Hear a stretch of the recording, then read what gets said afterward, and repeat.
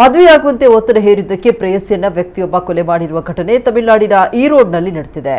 ಮೃತರನ್ನ ಅಪಕುಡಲ್ಪಟ್ಟಣದ beautician Sonia ಅಂತ ಗುರುತಿಸಲಾಗಿದೆ. ಮೋಹನ್ ಬಂಧಿತ ಆರೋಪಿ. ಮಳೆ ಬಂತೆಂದು ಅಣಬೆ ಸಂಗ್ರಹಿಸಲು ಹೊಲಕ್ಕೆ ಹೋದ ಸ್ಥಳೀಯರು ರಕ್ತ ಸಿಕ್ತ ಚಾಕು ಮತ್ತು ಮಣ್ಣಿನಲ್ಲಿ ಕೂದಲನ್ನ ಕಂಡು ಬೆಚ್ಚಿ ಬಿದ್ದಿದ್ರು. ಕೃಷಿ ಭೂಮಿಯೊಂದರಲ್ಲಿ 3 ಅಡಿ ಆಳದ ಗುಂಡಿಯಿಂದ ಪೊಲೀಸರು ಮಹಿಳೆಯ ಶವವನ್ನು ಹೊರತೆಗೆದಿದ್ದಾರೆ. ಸೋನಿಯಾ ನವೆಂಬರ್ 1ರಿಂದ ಕಾಣೆಯಾಗಿದ್ರು. ಅವರು ಕೆಲಸದಿಂದ ಮನೆಗೆ ಬಾರದ ಕಾರಣ ಅವರ ಕುಟುಂಬ ನಾಪತ್ತೆ ದೂರು ದಾಖಲಿಸಿತ್ತು. ವಿಧವೆಯಾಗಿರುವ ಸೋನಿಯಾ ತನ್ನ ಮಕ್ಕಳು ಮತ್ತು ತಾಯಿಯೊಂದಿಗೆ ವಾಸಿಸ್ತಾ ಇದ್ರು.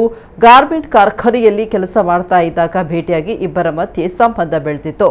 ನಂತರ ಆಕೆ ತನ್ನನ್ನ ಮದುವೆಯಾಗುವಂತೆ ಪೀಡಿಸ್ತಾ ಇದ್ದುದಕ್ಕೆ ಆರೋಪಿ ಈ ಕೃತ್ಯ ಎಸಗಿದ್ದಾನೆ ಅಂತ ತಿಳಿದು ಬಂದಿದೆ. ಅಪರಾಧ ನಡೆದ ದಿನ ಮೋಹನ್ ಕುಮಾರ್ ತನ್ನ ಜಮೀನಿನಲ್ಲಿ ಗುಂಡಿ ತೋಡಿ ರಾತ್ರಿ 8 ಗಂಟೆ ಸುಮಾರಿಗೆ ಸೋನಿಯಾಳನ್ನ ಅಲ್ಲಿಗೆ ಕರೆಸಿಕೊಂಡಿದ್ದ.